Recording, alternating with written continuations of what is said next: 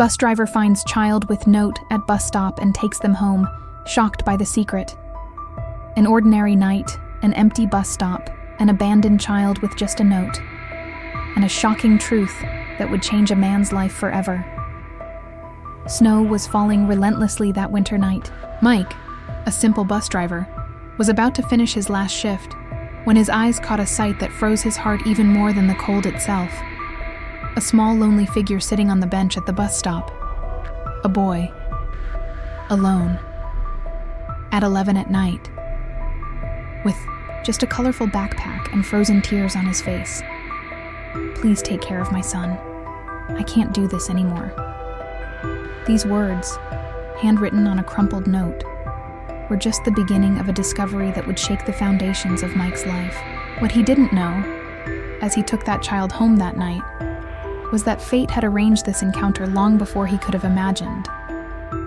The boy wasn't a stranger. The abandonment wasn't by chance. And the note hid a devastating secret that connected past, present, and future in a web of lies, pain, and redemption. No one could have predicted the impact this encounter would cause. A barren wife about to discover her husband has a biological son. A dying mother making her final sacrifice of love. A grandmother whose 7-year secret would finally come to light. This is the story of a man who found an abandoned boy at a bus stop and discovered he was looking at his own son he never knew existed. A story about how sometimes blood ties are just the beginning of a journey, and how the true meaning of family transcends any document, lie, or separation. Brace yourself. This story will make you rethink everything you thought you knew about love, forgiveness, and second chances. The snow was falling in big flakes over the sleeping city. It was almost midnight when the bus on Route 42 stopped at the last point of its journey. Mike, a 35-year-old man with tired but kind eyes, glanced at the dashboard clock. His shift had finally ended. The streets were deserted, as expected on such a harsh winter night. The dim light from the street lamps illuminated the path as the vehicle slowly moved forward on the slippery asphalt. As he approached the second-to-last stop, something unusual caught his attention. "Oh my God, it's a child!" Mike exclaimed, braking suddenly. Sitting alone on the bench at the bus stop, a small boy, hunched against the cold, was holding a colorful backpack. He couldn't have been more than 6 years old. Mike parked the bus, turned off the engine, and quickly got out. "Hey there, little guy. What are you doing out here alone this late at night?" he asked, approaching cautiously so as not to frighten the boy.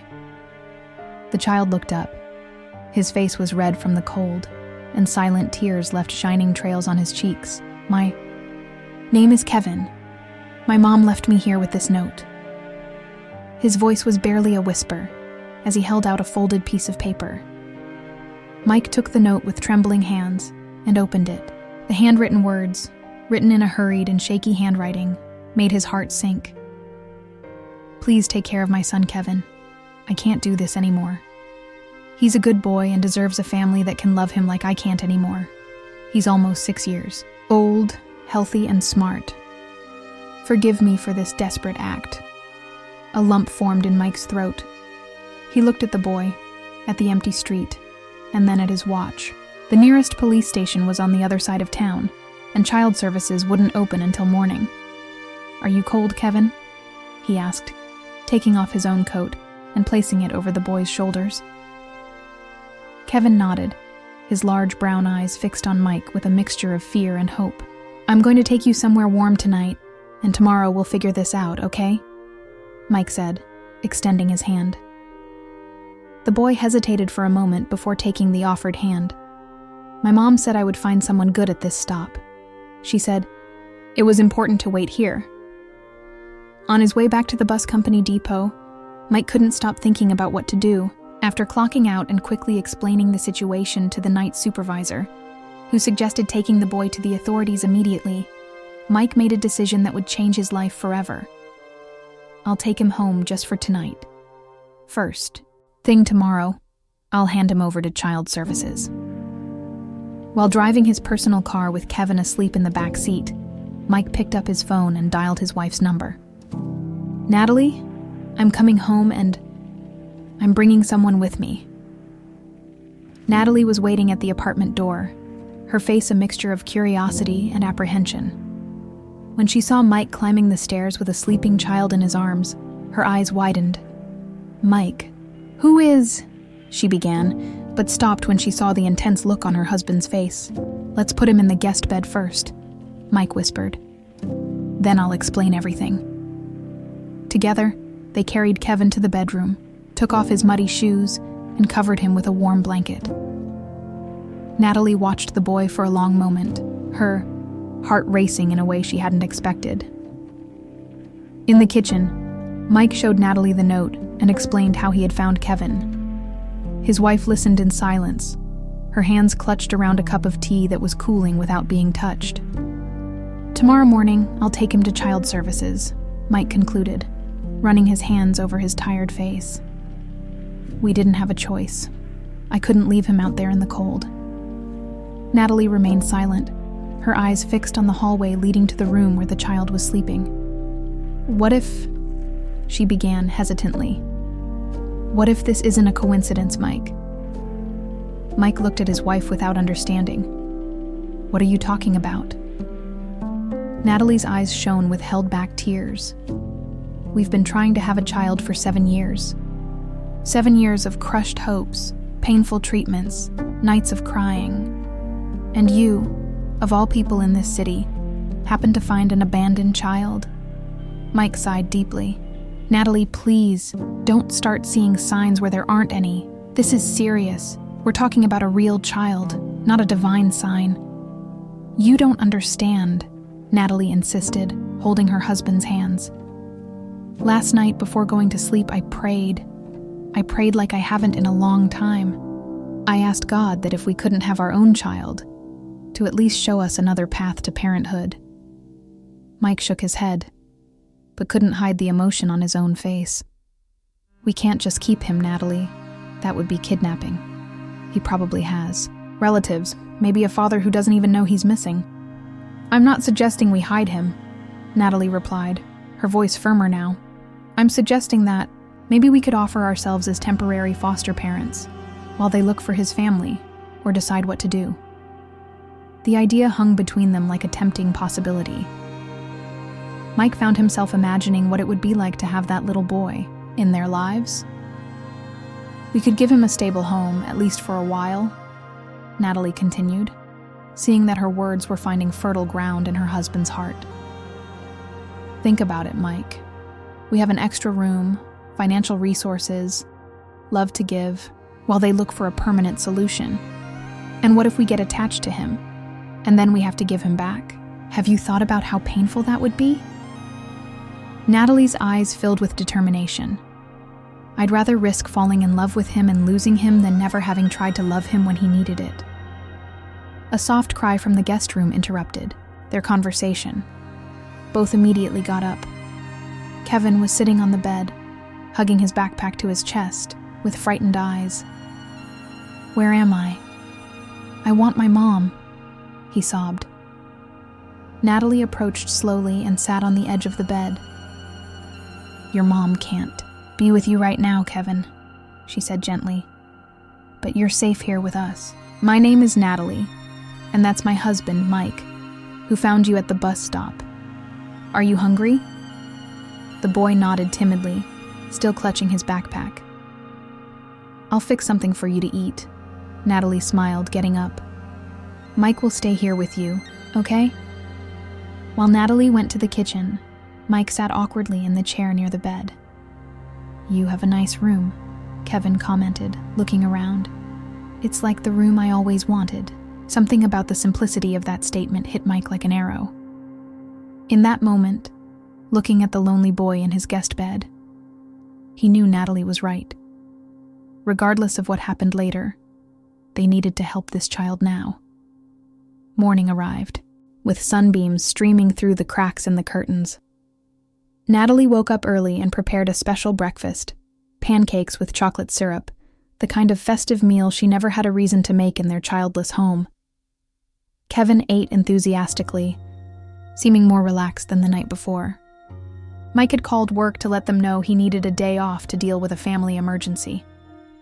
"Kevin, we need to take you to talk with some people today," Mike explained gently after breakfast.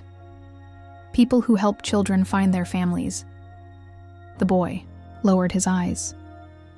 "I don't have any family left. My mom is very sick. She said she couldn't take care of me anymore." Natalie and Mike exchanged worried looks. "We need to give you a bath and change those clothes before we go out," said Natalie, trying to keep her tone light. "Did you bring any clothes in your backpack?" Kevin nodded and handed the colorful backpack to Natalie. While Mike took the boy to the bathroom, Natalie opened the backpack to look for clean clothes. Inside were some carefully folded clothes, a small teddy bear worn from use, a drawing notebook, and a sealed brown envelope with the inscription, "For whoever finds Kevin." Natalie hesitated, holding the envelope in her hands, feeling the weight of responsibility. Continuing to look for clothes, she pulled out a t-shirt and something fell to the floor. Bending down to pick it up, Natalie froze. It was a photograph. A young, pretty woman was holding a newborn baby in her arms, and beside her, Natalie brought her hand to her mouth to stifle a scream.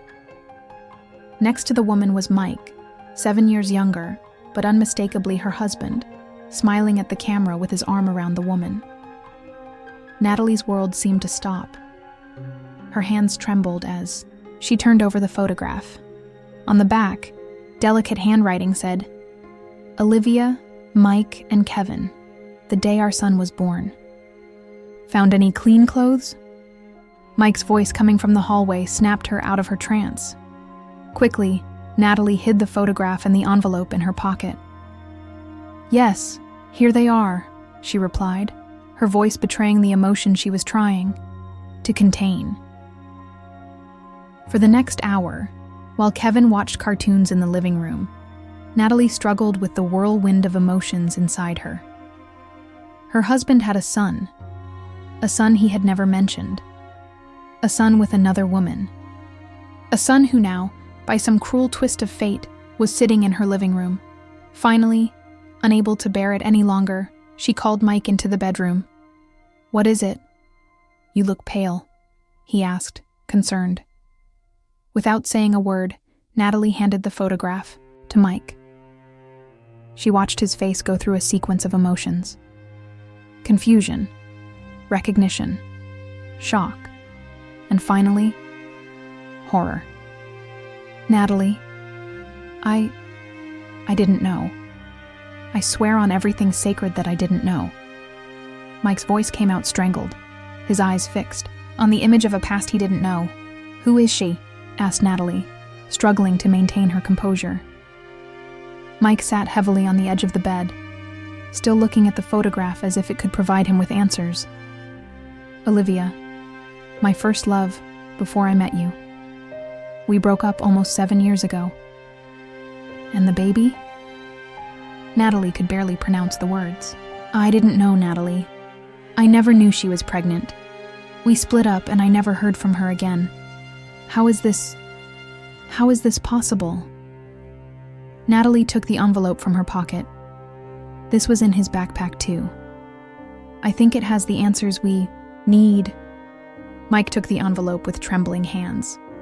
The words, "For whoever finds Kevin," seemed to accuse him of a crime he didn't know he had committed. Together, they opened the envelope and unfolded the pages covered with the same handwriting as on the photograph. As they read, tears streamed down both their faces. "To whoever finds Kevin, if you are reading this letter, it means you have found my son, and that I could no longer care for him. My name is Olivia Santos, and I was Kevin's mother. There are some things you need to know. Kevin has a father. His name is Mike Ferreira, a bus driver with the municipal company. We met 8 years ago and fell in love. We were planning our future together when our relationship came to an abrupt end. Mike doesn't know about Kevin, not by my choice, but by circumstances beyond my control.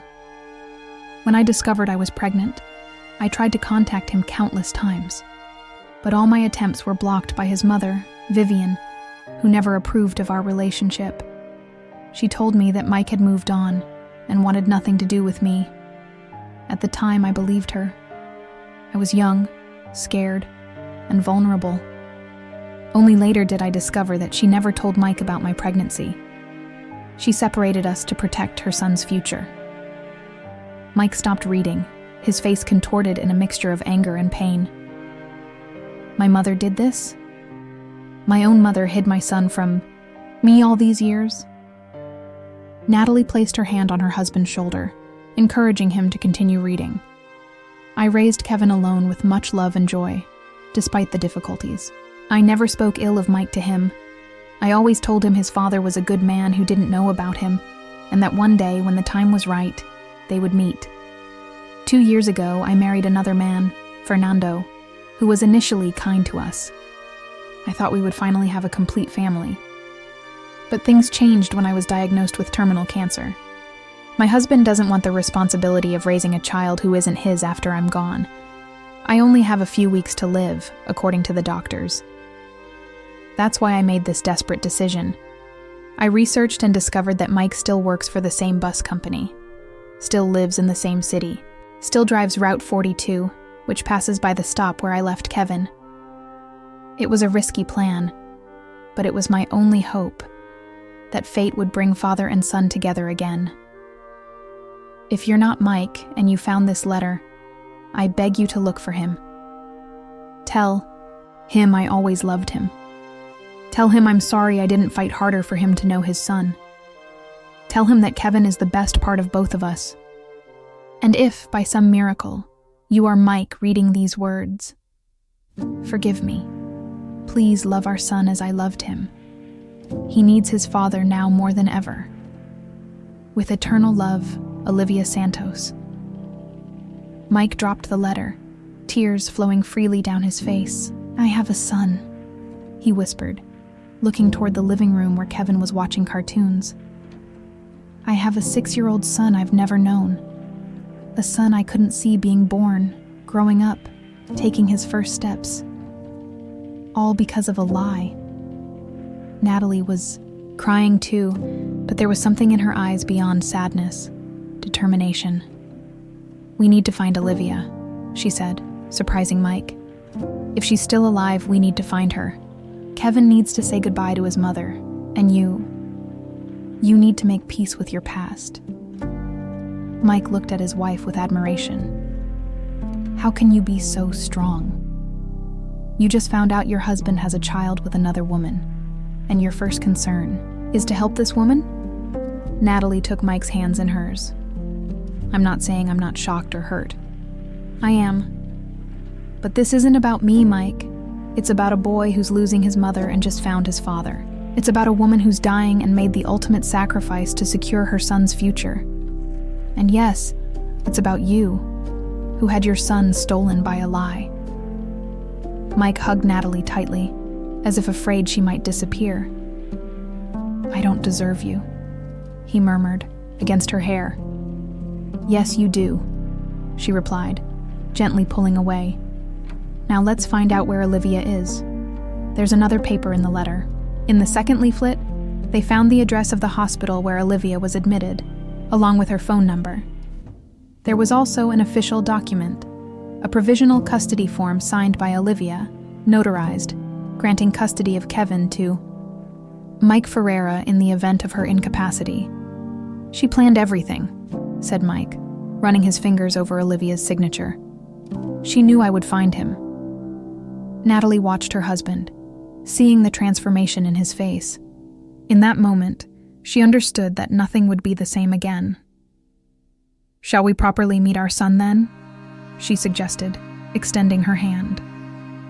Mike looked at her with infinite gratitude. Our son, he repeated, as if testing the words on his tongue. Yes, let's meet our son.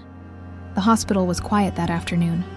Natalie had stayed home with Kevin, gently explaining to him that his father, his real father, had been found, and that now they would visit his mother in the hospital.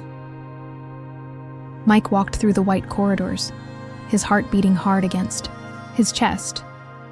The doctor in charge of Olivia's case had confirmed her condition: metastatic cancer in its terminal stage, with a life expectancy of a few weeks, perhaps days.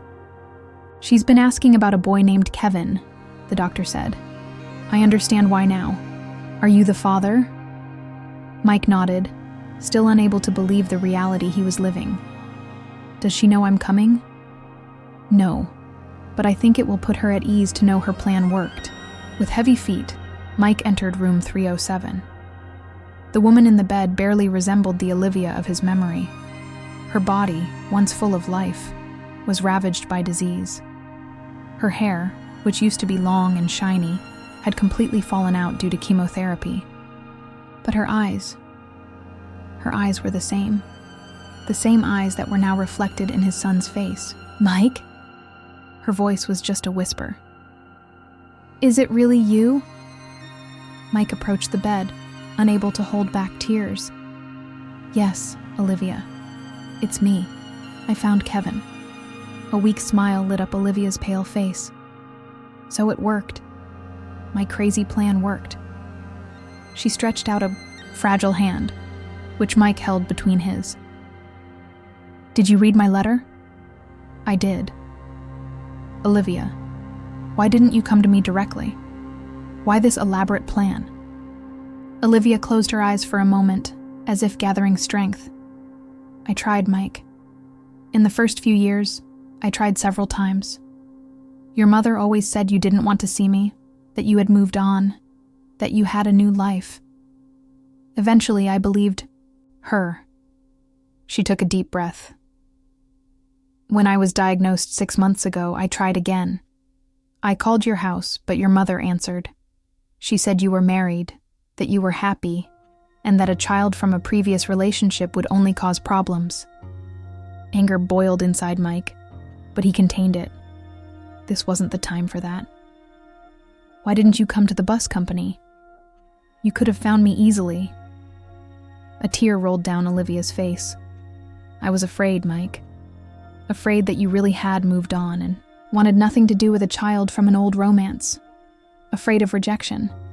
And then, as the disease progressed, it became harder to get out of bed, let alone look for you."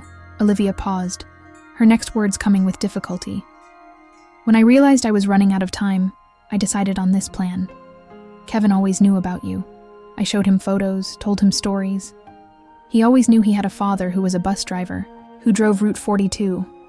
I researched online and found out you still worked there. It was my last hope." Mike sobbed, squeezing her hand. "I never knew, Olivia. I never knew you were pregnant. If I had known..." "I know that now," she interrupted gently. "I can see it in your eyes. You're not the kind of man who would abandon his child." There was a moment of silence between them, filled with regrets and lost possibilities. "Your wife," Olivia began hesitantly.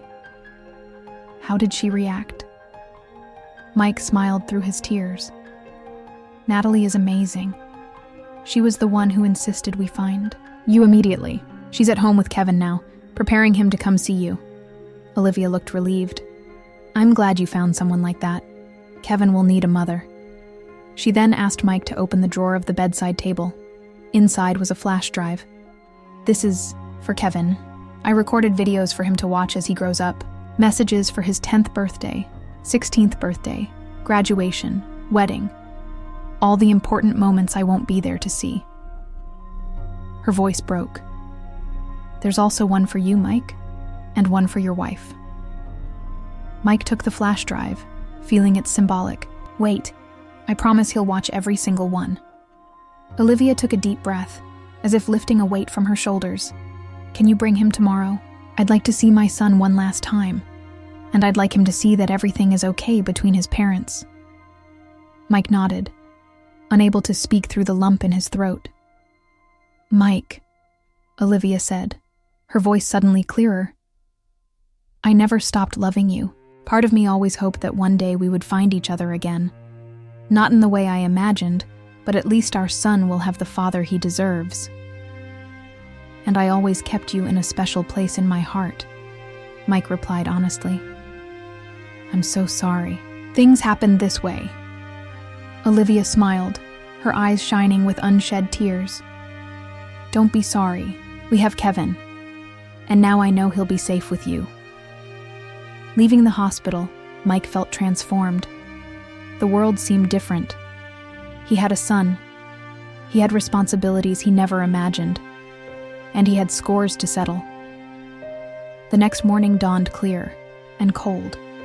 Kevin, dressed in his best clothes, carefully chosen by Natalie, held Mike's hand tightly as they walked down the hospital corridor. Is my mom going to get better? Asked Kevin, his small voice echoing in the silent corridor. Mike knelt down to be at eye level with the boy. Kevin, remember what we talked about yesterday? Your mom is very sick. The doctors are doing everything they can, but... He paused, searching for the right words.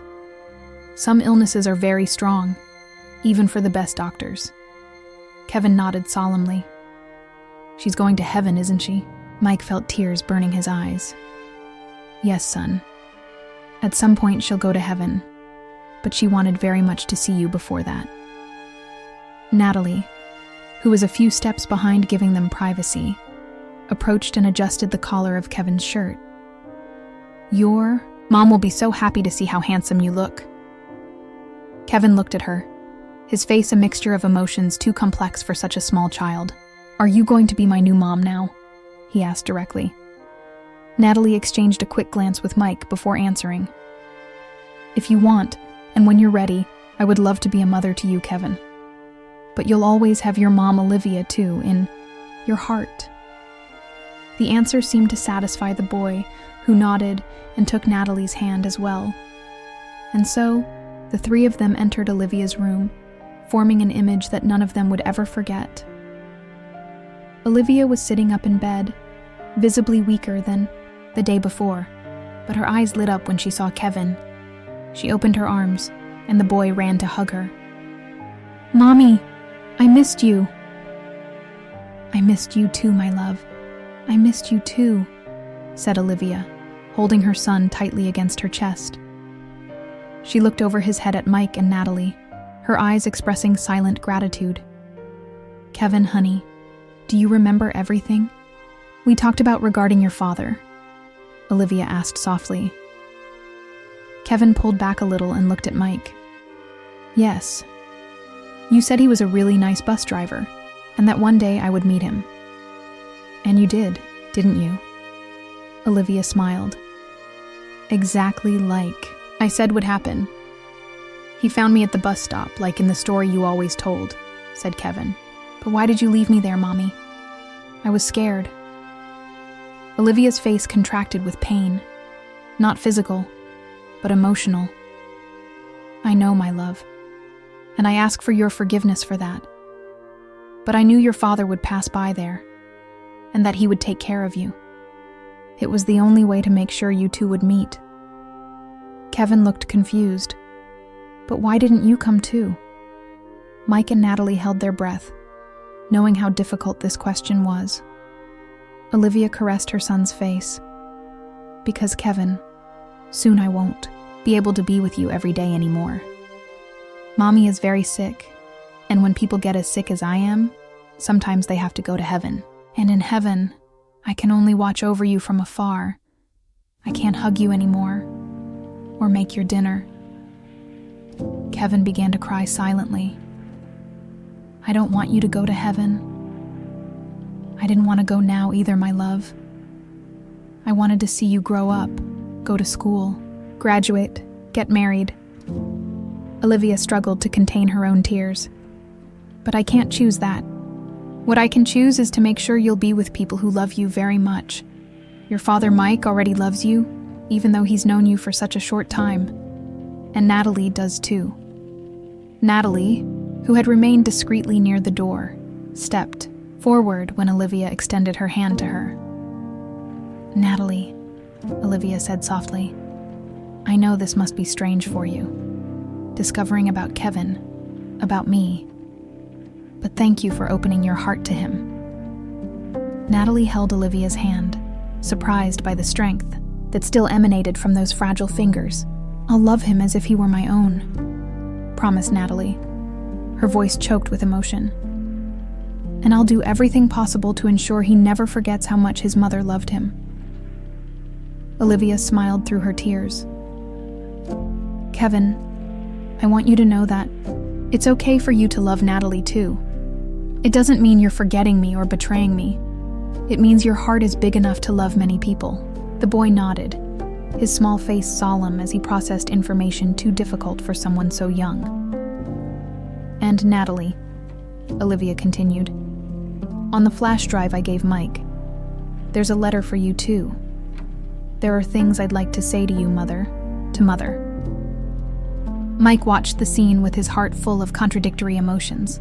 Pain for Olivia, love for his newly discovered son, infinite gratitude for Natalie, and a growing anger toward his own mother, who had stolen 6 precious years of Kevin's life from him. "Olivia," said Mike, approaching the bed, "I promise that Kevin will grow up knowing how much you loved him and the courage you had. And I promise," he added quietly, so only Olivia could hear, "that the mystery behind our separation will be resolved. I can't let this go." Olivia squeezed his hand. "Don't let anger consume you, Mike. That won't help Kevin. Forgiveness is the only way to truly move forward." For the next 2 hours, they formed an unlikely family in the small hospital room. Kevin showed Mike the drawings he had made at school. Olivia told Natalie stories about Kevin's first words, his first day at school, his favorite foods. Mike shared with Olivia what had happened in his life over the past 7 years, carefully avoiding any mention of his mother. When it was time to leave, Kevin hugged his mother for a long time. "I'll come back tomorrow, Mommy. And I'll be a good boy for Daddy and Natalie." "I know you will," whispered Olivia. "I love you more than anything in this world, my little miracle." As they left the room, Mike turned to look at Olivia one last time. In that look passed 7 years of untold stories, of lost possibilities, of a love that never had a chance to mature. But there was also acceptance, forgiveness, and a silent agreement.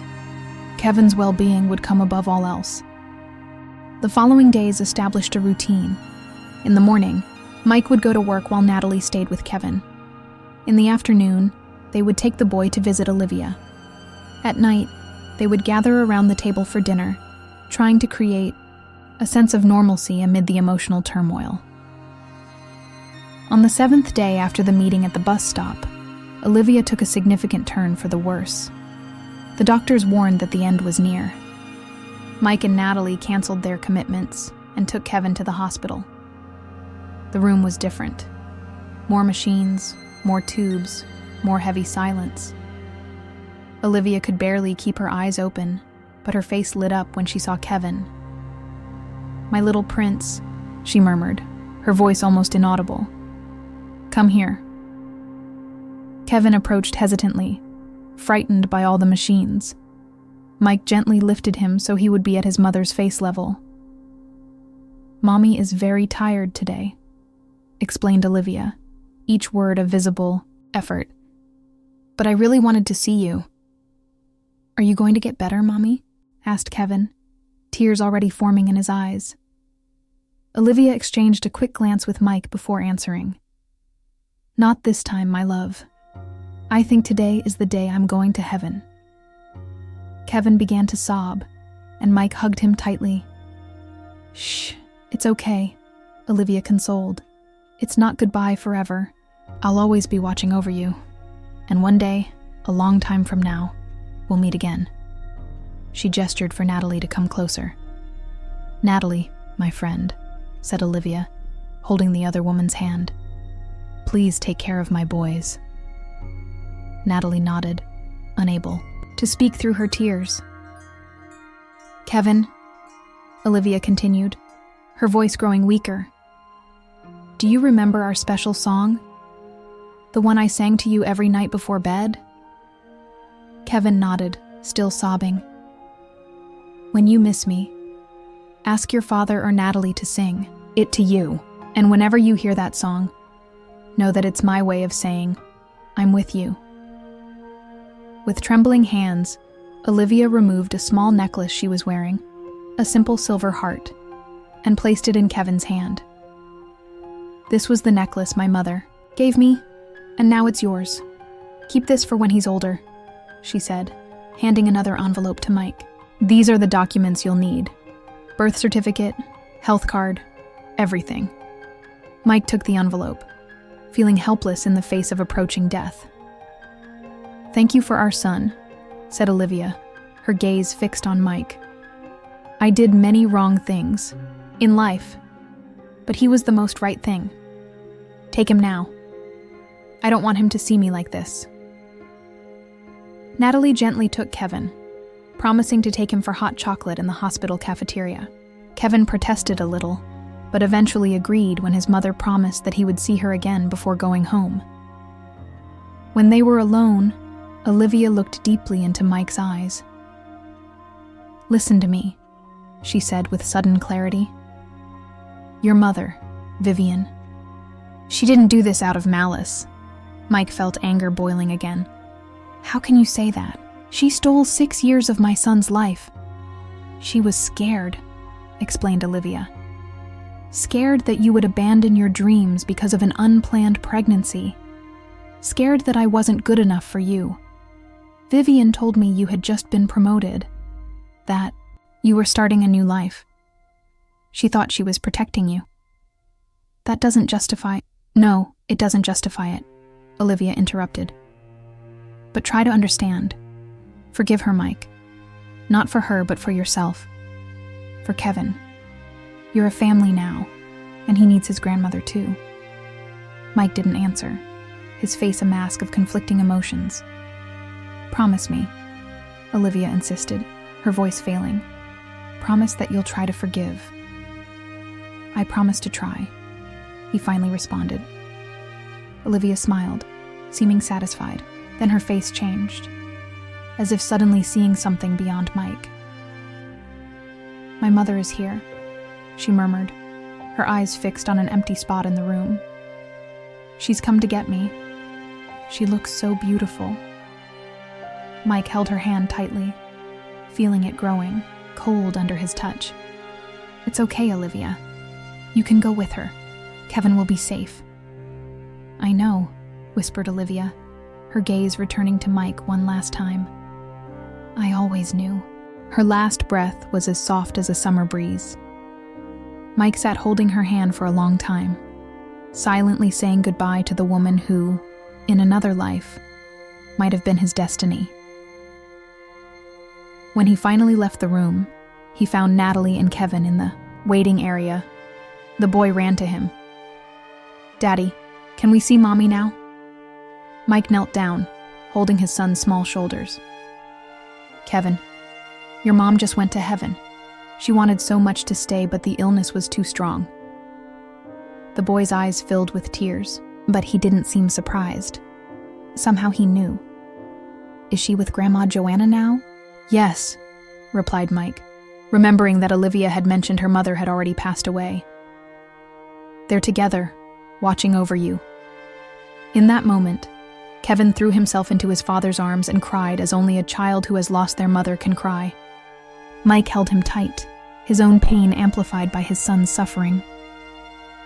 Natalie approached, placing a hand on each of their shoulders, forming a circle of grief and love. There, in that impersonal waiting room, they began their journey as a new family, united by a shared loss and the promise of a future together. 3 days after Olivia's funeral, Mike finally gathered the courage to confront his mother. Natalie offered to go with him, but he gently refused. This is something I need to do alone, he explained. You stay with Kevin. He's been through too much already. Vivian's house was exactly as Mike remembered it, impeccably clean, traditional, with the familiar scent of lavender in the air.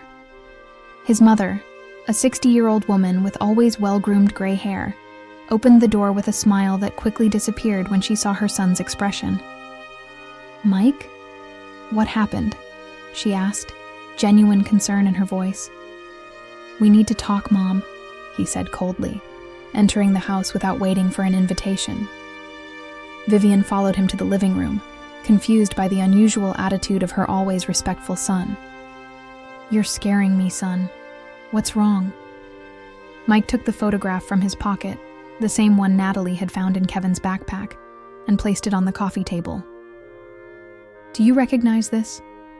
Vivian's face lost all color when she saw the image of Mike with Olivia and baby Kevin. She sat heavily on the sofa, her hands trembling. Where did you find this?" "So you knew," Mike stated, his voice heavy with disappointment. "You knew all along that I had a son?" Vivian covered, her face with her hands, her shoulders shaking with silent sobs. "Mike, you have to understand. I only wanted what was best for you." "Best for me?" Mike's voice rose, loaded with contained emotion.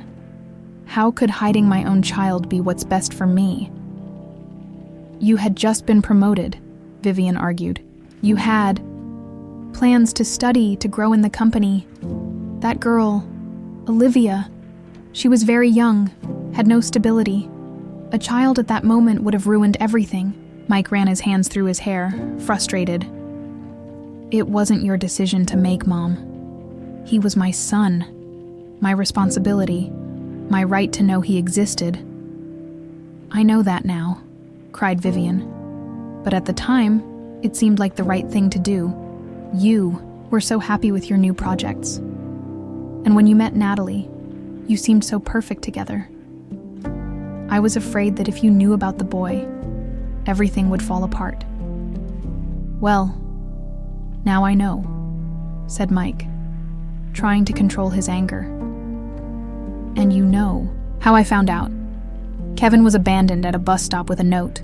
He's almost 6 years old, Mom. 6 years that I've lost." Vivian turned even paler. "What do you mean, abandoned? What happened to Olivia?" "She died of cancer 3 days ago," Mike replied coldly. "Her last act was to make sure Kevin found the father he never knew, the father you kept away from him all these years." The words hit Vivian like a physical blow. She shrank back, openly sobbing now. "My God, what have I done?" "Mike, I'm so sorry. I really thought I was protecting you." "It wasn't me you hurt," said Mike, his voice calmer now. "It was Kevin, an innocent boy who grew up without a father, and Olivia, who had to raise our son alone." There was a long silence, filled only by Vivian's muffled sobs. Finally, she raised her red eyes. "Where is he now?" My grandson?" The word grandson sounded strange, almost profane coming from the lips of the woman who had denied his existence for so long. "He's with Natalie. We're taking care of him now."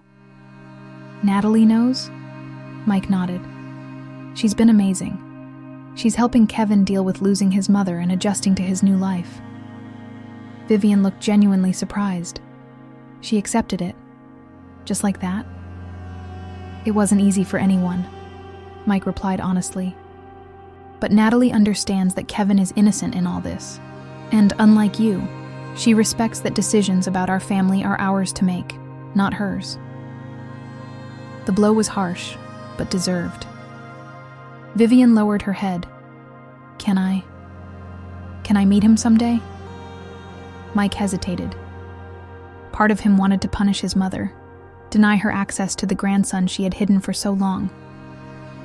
But then he remembered the promise made to Olivia on her deathbed, to try to forgive. "Someday, maybe. When Kevin is ready, and when I can trust that you won't hurt him too." Mike stood up to leave, but before reaching the door, he turned one last time.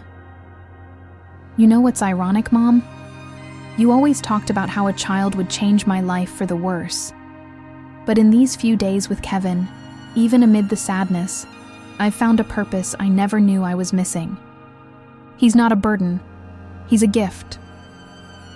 With those words, Mike left, leaving his mother alone with the weight of her choices and the photo of a grandson she had denied for so long. The drive home was cathartic. Mike cried in the car, releasing years of hurt and regret. When he finally arrived at the apartment, he found Natalie and Kevin in the living room, putting together a puzzle. The simple domestic scene touched his heart in a way he hadn't expected. "How did it go?" asked Natalie when Kevin went to get a glass of water. "Hard," admitted Mike, "but necessary. Do you think you'll be able to forgive her someday?" Mike looked down the hallway where Kevin had disappeared. "Olivia asked me to try, for Kevin's sake. She said he needs his grandmother too." Natalie took her husband's hand.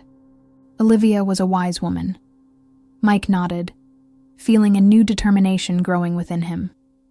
What matters now is moving forward. For Kevin. For the three of us. Weeks turned into months. Mike and Natalie's small apartment gained colors, toys, and the sound of a child's laughter. Kevin, despite the pain of loss, began to adapt to his new life. There were difficult nights when he woke up crying for his mother, but Mike and Natalie were always there to comfort him. A routine was established. Mike adjusted his work schedule to take Kevin to school in the morning. Natalie, who worked as a teacher, organized her schedule to pick him up in the afternoon. On weekends, they explored parks, museums, and other places that helped form new family memories. 4 months after Olivia's death, Mike received an unexpected call. It was his mother, Vivian. "Mike, I know you might not want to talk to me, but tomorrow is Easter. I thought that maybe, if it's not too soon, I would like to meet my grandson." Mike hesitated. He had maintained minimal contact with his mother since their confrontation, accepting her occasional calls but keeping emotional distance. "I don't know, Mom. Kevin is still adjusting. Please." Vivian's voice trembled. "I've done so many wrong things.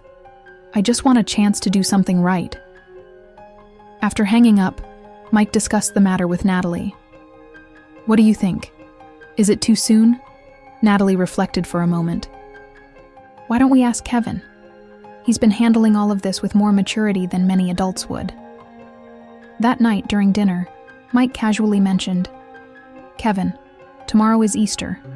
My mother, your grandmother Vivian, was wondering if you'd like to meet her." Kevin stopped eating, seriously considering the proposal. "Is she the lady who didn't let you meet my mom?" Mike exchanged a surprised look with Natalie. They had been careful when discussing the past around Kevin. "Yes," he answered honestly. "How do you know about that?" Kevin shrugged. "I heard you guys talking one night. You thought I was asleep." Mike sighed. Children always heard more than adults imagined. "Yes, she made mistakes. Serious mistakes. But she's your grandmother, and she really wants to meet you." Kevin chewed thoughtfully.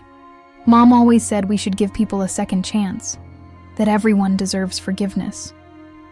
Natalie smiled, touched by the boy's wisdom. "Your mother was a very wise woman, Kevin. Can I bring my photo album to show her?" asked Kevin. "So she can see how beautiful my mom was." Mike felt a lump in his throat.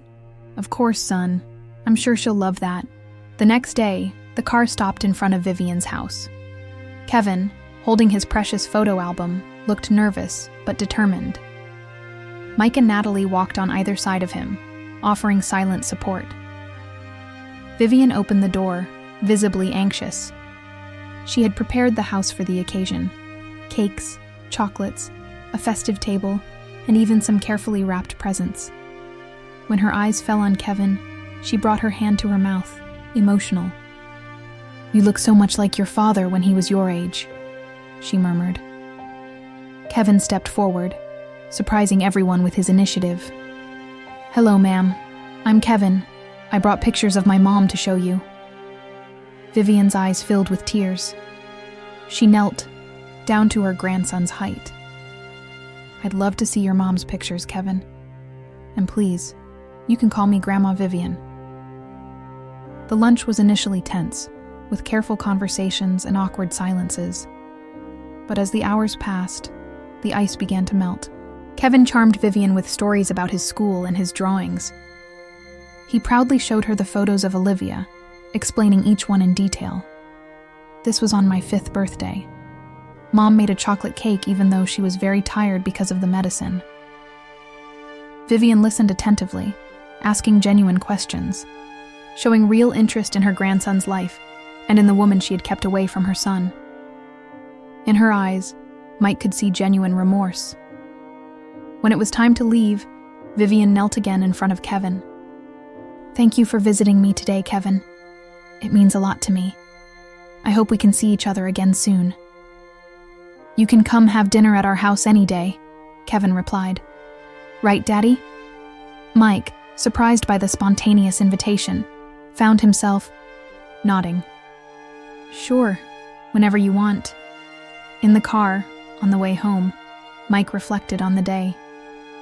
It had been difficult to see his mother interacting with Kevin, knowing how things could have been different. But at the same time, there was something healing about the meeting. "It was a good idea," said Natalie, as if reading his thoughts. "For all of you." Kevin fell asleep in the back seat, exhausted from the emotional day. Mike looked in the rearview mirror at his sleeping son, and then at the road ahead. "Olivia was right," he said softly. "Forgiveness isn't about forgetting the past. It's about not letting it control the future." In the following weeks, Vivian became a constant presence in their lives. At first, her visits were brief and supervised, but gradually, as she proved her sincerity, she earned Mike and Natalie's trust. A month after the Easter lunch, Vivian showed up with an old cardboard box. "I found these things in the attic," she explained. "They're from Mike's childhood. I thought Kevin might like to see them." Together, they explored old toys, yellowed drawings, and aged photographs. Kevin was fascinated to see his father as a child. "You really do look like me," he exclaimed, comparing an old photo of Mike with his own reflection. Vivian smiled, her eyes shining with unshed tears. "The first time I saw you, Kevin, it was like going back in time. You have your father's eyes, and your mother's smile. The eye." Mention of Olivia, made respectfully and affectionately, marked a turning point. Mike looked at his mother with new understanding. She was trying, really trying. That night, after Kevin went to bed, Vivian asked to speak with Mike and Natalie. "I know what I did is unforgivable," she began. "But I want you to know that I'm trying to be better. A better mother, a better grandmother, a better person." She took a deep breath. "I'm seeing a therapist now. I'm working to understand why I was so controlling, why I thought I had the right to make decisions for others' lives." Mike hadn't expected this revelation. That's good, Mom. I don't want to miss any more of his life. Or your lives," Vivian continued. "If you'll allow me, I'd like to be part of this family. Really part of it." Natalie took Vivian's hand. "Kevin needs everyone who loves him, and you obviously love him." That night, after Vivian left, Mike sat on the edge of Kevin's bed, watching his son sleep. On the nightstand, 2 photographs side by side, one of Kevin, with Olivia, smiling in a park, another recent one of Kevin with Mike, Natalie, and Vivian during a picnic. Past and present, pain and healing, all intertwined in the life of a child who, despite everything, slept with a gentle smile on his face. The family court judge's office was more welcoming than Mike had imagined. Walls in soft tones, some plants, and pictures of smiling children gave the environment a less formal air. 6 months had passed since that fateful night at the bus stop. 6 months of adaptation, discoveries, tears, and laughter. Now, finally, the day had come that would make official what their hearts already knew.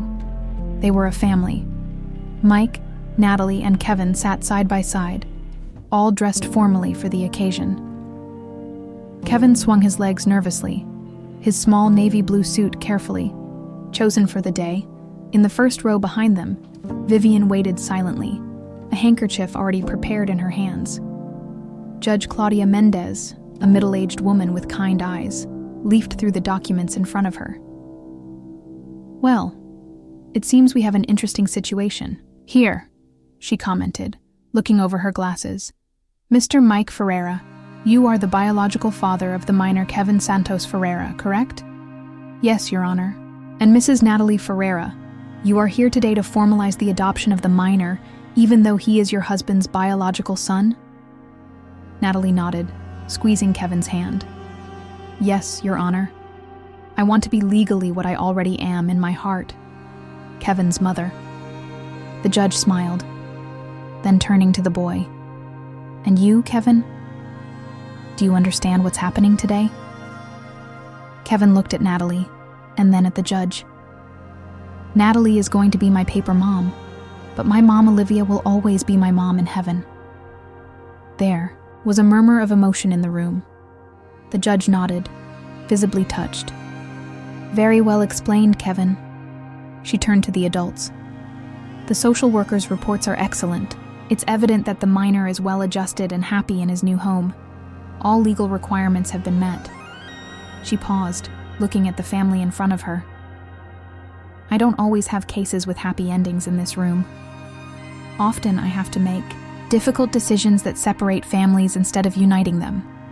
That's why it's particularly gratifying to see a story like yours." The judge picked up her gavel. "Based on the reports presented and in the best interest of the child, I grant the adoption request. From today, Kevin Santos Ferreira is officially the son of Natalie Ferreira, maintaining all biological ties with his father, Mike Ferreira. The new documents will be issued reflecting this change." The sound of the gavel echoed in the room, officially, sealing what their hearts already knew. Natalie couldn't hold back her tears, hugging Kevin tightly.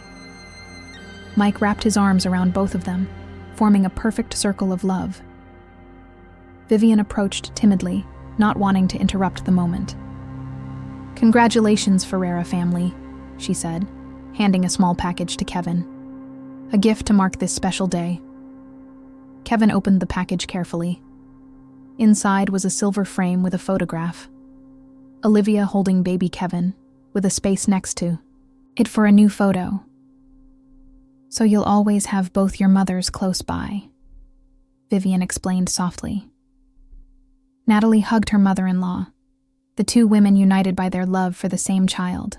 Mike watched the scene, amazed by life's twists and turns. Outside the courthouse, the day was sunny and perfect. Kevin ran ahead, his childlike energy restored after the formality of the ceremony. "Officially a family of 3, said Mike, holding Natalie's hand as they walked. "We've always been a family," Natalie corrected. "Today we just made official what our hearts already knew." That night, they held a small celebration at home. Close friends, co-workers, and some neighbors gathered to celebrate the new official Ferreira family. Kevin proudly showed everyone his new document, where Natalie's name officially appeared as his mother. When everyone had left and the house was quiet, Mike found Kevin in his room, looking at the 2 photographs on his bedside table. One with Olivia, the other with his new family. "Are you okay, son?" asked Mike, sitting on the edge of the bed. Kevin nodded, his eyes thoughtful. "Dad, do you think my mom Olivia is mad because now Natalie is my mom too?" Mike felt a tug at his heart. "No, Kevin. Your mom Olivia loved you more than anything in the world. She wanted you to be happy and safe. I'm sure she's smiling in heaven, knowing you have 2 people who love you as parents." Kevin seemed relieved. "Can I tell you a secret?" he whispered. "Of course. Sometimes, when I'm almost asleep, I feel like Mom Olivia is here with me. Like she comes to say goodnight." Mike felt a deep emotion take hold of him. "That's because she'll always be with you, Kevin. In your heart, in your memories, and in every part of who you are." The boy smiled, satisfied with the answer. and snuggled under the covers. Mike kissed his forehead and turned off the light, leaving only the soft glow of the bedside lamp. As he closed the door, Mike found Natalie in the hallway, her eyes shining with unshed tears. "I heard the conversation," she admitted. "He's amazing, isn't he?" Mike nodded, pulling her into a hug. "We're very lucky, Natalie. Very lucky to have him in our lives." Together they walked to the living room, where the frame given by Vivian now occupied a place of honor. In it, the photo of Olivia with baby Kevin side by side with a new photo. Kevin between Mike and Natalie on adoption day, their radiant smiles captured for eternity. The boy nodded, still sobbing. "When you miss me, ask your father or Natalie to sing it to you. And whenever you hear that song, know that it's my way of saying I'm with you." A year had passed since that fateful night at the bus stop. The seasons had changed, wounds had begun to heal, and a new normal had established itself in the Ferreira home. Kevin, now almost 7 years old, was thriving in school. His resilience surprised everyone. Of course, there were difficult days, birthdays, holidays, moments when Olivia's absence was especially painful. But the boy faced everything with a strength that inspired the adults around him. Mike and Natalie had also found their rhythm as parents. Mike had changed his work shift to be more present during the day. Natalie dedicated her afternoons to helping Kevin with homework and extracurricular activities. Both attended a support group for families in non-traditional situations, where they found comfort and guidance. Vivian, now a present and loving grandmother, took care of Kevin twice a week. The old grievances hadn't been forgotten, but they had been forgiven enough to allow a healthy and affectionate relationship between grandmother and grandson. On a sunny Sunday morning, the family was having breakfast on the porch of the new apartment they had bought, larger, with a special room for Kevin, decorated exactly as he wanted. "I have a surprise for you two," announced Natalie, serving more orange juice. Mike and Kevin exchanged curious glances. "What is it?" asked Kevin, his mouth dirty with jelly.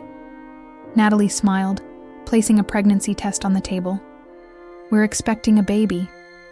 The silence that followed was quickly broken by Mike's shout of joy as he stood up to hug his wife.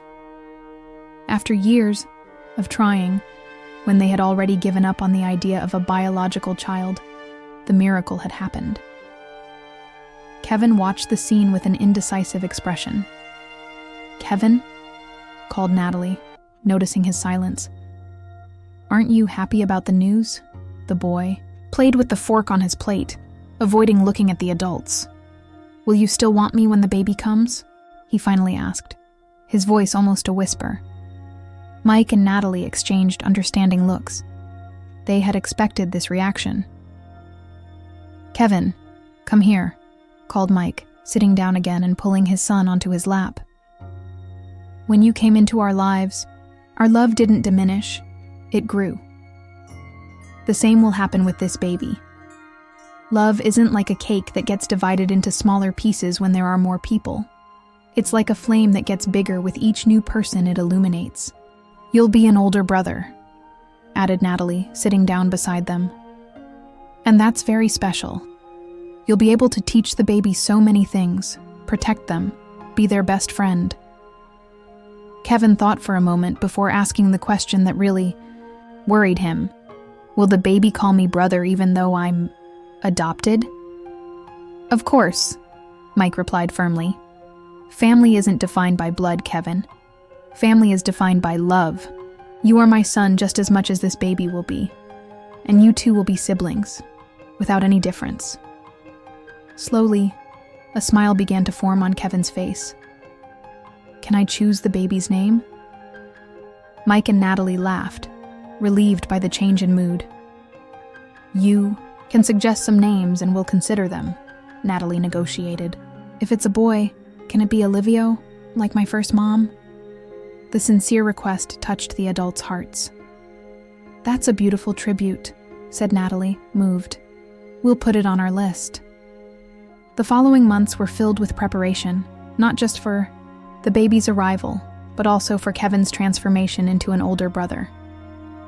He helped assemble the crib, chose little outfits, and even talked to Natalie's growing belly every night. On one of those nights, while Natalie was resting, Mike found Kevin in his room, showing photos of Olivia to the small memory box he kept. "What are you doing, son?" asked Mike, curious. "I'm showing my box who my mom Olivia was, so I never forget," explained Kevin with childish seriousness. "When the baby is bigger, I'll show them too." Mike sat down beside his son, helping him organize the photographs. "You know, Kevin, you're becoming an amazing person. Olivia would be very proud of the boy you are." Kevin smiled, pleased with the compliment. "Dad, can I ask you something? Something I've been thinking about a lot." "Of course, son. What is it?" "If you had met my mom Olivia before she got sick, would you have stayed together? Would I have grown up with both of you as my parents?" The sincere question caught Mike by surprise. It was something he had wondered himself many times over the past year. "I don't know, Kevin," he answered honestly. "Life sometimes takes paths we can't predict, but I know we would have done our best for you, even if we weren't together." Kevin nodded, seeming to accept the answer. "I would have liked that, but I also like Natalie as my mom. It's possible to love different people in different ways," explained Mike. "That doesn't diminish the love we feel for each of them." 2 months later, the Ferreira family gained a new member, Olivia Ferreira, a healthy girl with the same brown eyes as Kevin.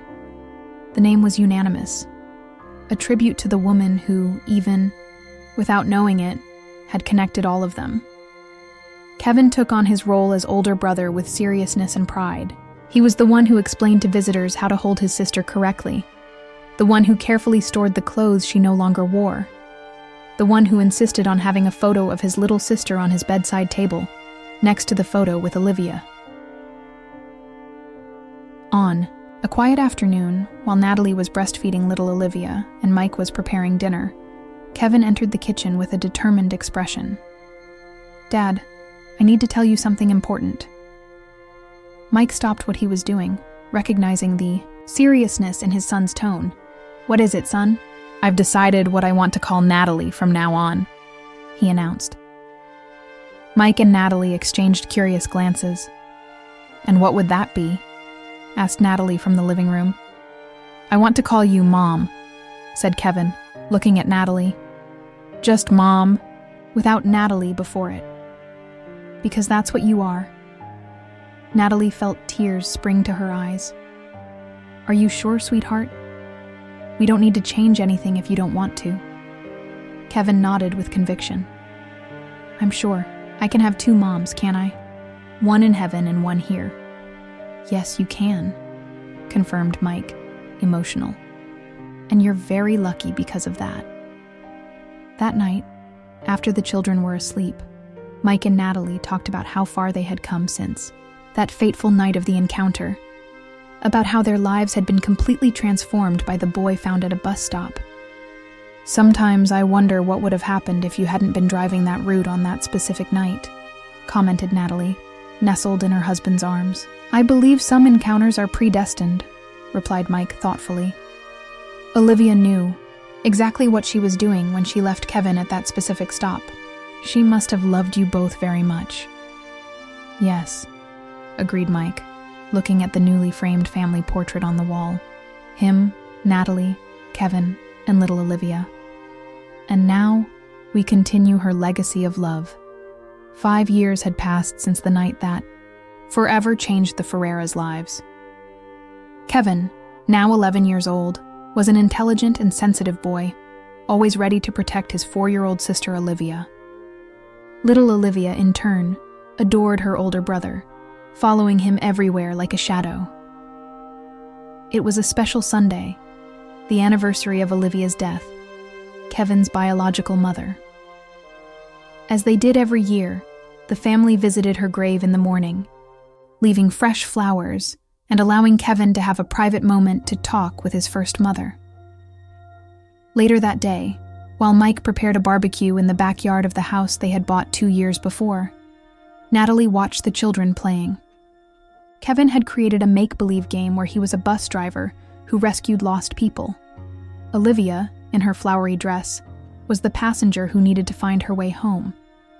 "He's processing, in his own way," commented Vivian, who had become an integral part of the family in recent years. Now a dedicated grandmother to both children, she had found redemption in the unconditional love she felt for her grandchildren. Natalie nodded, watching the children with affection. He never forgets. Every year he becomes more reflective on this date. Inside the house, on the living room table, was Olivia's book, an album that Kevin had created with help from Mike and Natalie, containing all the photos, letters, and memories of his biological mother. It was a sacred treasure for the boy, something he consulted regularly during important moments in his life. At night, after the children went to bed, Mike found Kevin still awake, leafing through the book by the light of the bedside lamp. "Can't sleep?" asked Mike softly, sitting on the edge of the bed. Kevin closed the book, but kept his hand on the cover. "I was thinking about what my life would be like if Mom hadn't gotten sick." Mike took a deep breath, preparing himself for another, one of those profound conversations his son frequently initiated. "It would be different, certainly," he answered honestly. "But you know, son, I've learned something important in these years. We can't change the past, but we can honor it through how we live in the present." Kevin reflected on his father's words. "You know what else I think sometimes? That everything happened exactly as it was supposed to happen." He paused, searching for the words. "I mean, it's sad that Mom Olivia died, but if that hadn't happened, I wouldn't have you and Mom Natalie as my parents. I wouldn't have Olivia as my sister. Is it weird to think like that?" Mike shook his head, amazed by his son's wisdom. "It's not weird, Kevin. It's very mature, actually. Life rarely follows the path we plan, but that doesn't mean the path it takes is any less valuable or any less right." Kevin seemed satisfied with the answer. "I think Mom Olivia knew that. She must have thought a lot before leaving me at that bus stop." "I'm sure it was the hardest decision she ever made," agreed Mike. "But she did it out of love for you, to give you the best chance possible." "Second chances," murmured Kevin, almost to himself. "That's what we've all had, isn't it? You had a second chance to be my dad. Mom Natalie had a second chance to be a mother after not being able to have children for so long. Grandma Vivian had a second chance to be part of the family." Mike felt moved by the depth of his son's observations. "And you, Kevin? What second chance did you have?" Kevin smiled, a smile that lit up his entire face, so much like Olivia's. "I had a second chance at having a complete family. 2 parents who love me, a sister to take care of, a grandmother to spoil me. And I still have the memories of my first mother in my heart." Mike hugged his son, feeling a mixture of pride and gratitude.